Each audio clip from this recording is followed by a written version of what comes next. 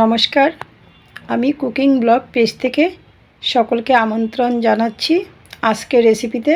আজকের রেসিপি দেশি বেলে মাছ রান্নার রেসিপিটি সম্পূর্ণ দেখার অনুরোধ রইল। প্রথমে আমি মাছটাকে কেটে ধুয়ে নিয়েছি।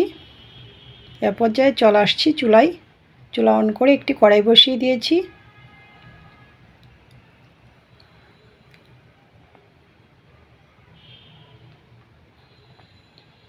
কড়াই গরম হওয়ার পর দিয়ে দিচ্ছি সরিষার তেল, কুচানো পেঁয়াজ,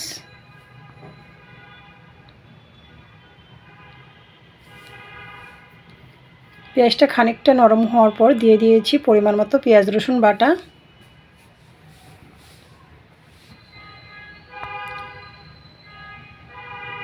আবারও নাড়াচাড়া করে নিয়েছি।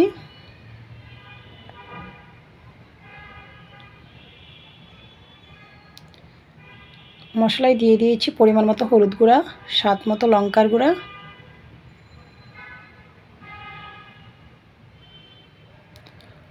অল্প ধনিয়ার গুঁড়া, স্বাদ মতো লবণ,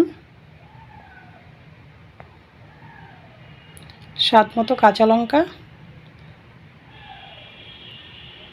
নাড়াচাড়া করে মশলাটা কষে নিচ্ছি। এই পর্যায়ে অল্প জল দিয়েছি মশলাটা কষানোর জন্য। তো আজ আমি মাছটা ভাজবো না, কষেই রান্নাটা করে নেব।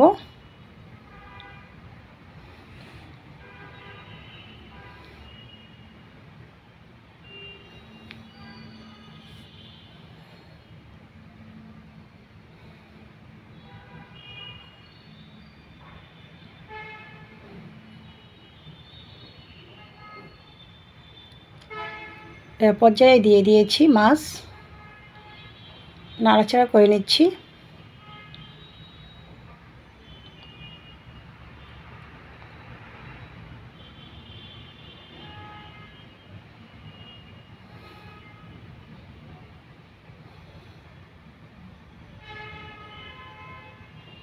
তো অনেকে আছেন পেঁয়াজ রসুন খান না, ওনাদের স্বার্থে বলে দিচ্ছি পেঁয়াজ রসুনের পরিবর্তে কালো জিরা ফোড়নে রান্নাটা করে নিতে পারেন সেম প্রসেসে।